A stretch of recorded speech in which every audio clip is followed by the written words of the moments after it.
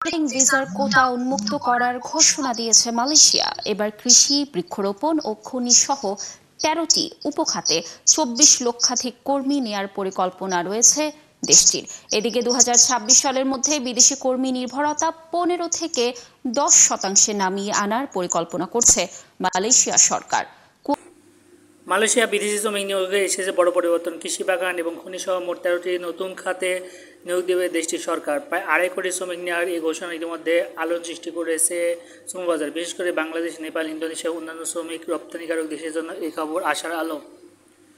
কোটা ও সময়সীমা। মালয়েশিয়া মানব সম্পদ তথ্য অনুযায়ী কলিং ভিসা প্রোগ্রামের আওতায় মোট ২৪,৬৭,৭৫৬ জন বিদেশি শ্রমিক নিয়োগ দেওয়া হয়েছে, অনুমতি দেওয়া হয়েছে। এই প্রক্রিয়া চললে আগামী ৩১ ডিসেম্বর ২০২৫ সাল পর্যন্ত, অর্থাৎ এই সময়ের মধ্যে যেসব প্রতিষ্ঠান শ্রমিক নিতে চায় তারা কেবলমাত্র সরকারি সংস্থার মাধ্যমে আবেদন করতে পারবে। নতুন নিয়মাবলী।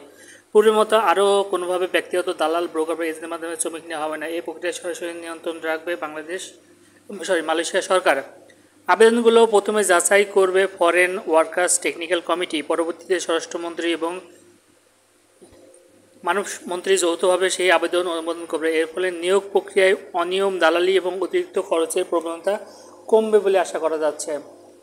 কোন কোন খাতে শ্রমিক নেওয়া হবে?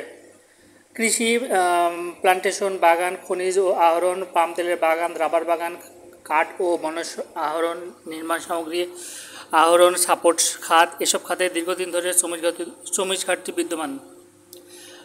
স্থানীয় শ্রমিকরা অনেক সময় এ ধরনের শারীরিক পরিশ্রম নির্ভর কাজ করতে আগ্রহী হন না, ফলে বিদেশি শ্রমিকদের চাহিদা দিন দিন বাড়ছে। বর্তমানে মালয়েশিয়ার মোট জনশক্তির প্রায় ১৫% বিদেশি শ্রমিক। তবে সরকার দীর্ঘমেয়াদী পরিকল্পনা অনুযায়ী আগামী ২৬ সালের মধ্যে এর আরও কমিয়ে ১০% আনা হবে। এর মানে হলো একদিকে পূরণ করা হবে, অন্যদিকে স্থানীয় নাগরিকদের